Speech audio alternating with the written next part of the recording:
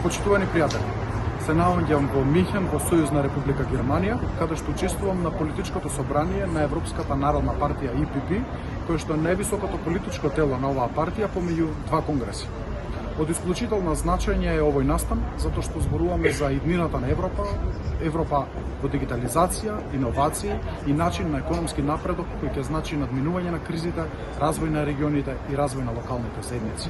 Освен овие важни панел дискусии, овде имам можност да учествувам и на бројни билатерални средби, на кои што разговарам за можностите како Македонија да стане членка на Европската унија. Но тоа да не се случува под закана, диктат или уцена на било кого однетва, туку тоа да биде на мерливи критериуми, копенхагенски, мастершки критериуми, кои што ќе значат напредок на македонското општество, вистинска европеизација на општеството и вистинско пристапување на Македонија кон Европската унија. На крајот, дозволете ми да ви кажам дека ВМРО-ДПМН има големи пријатели во Европа. И како такви, ние тие пријатели ги цениме и работиме на заедничка соработка, напредување на таа соработка во иднина и во иднина ќе земеме учество на ваков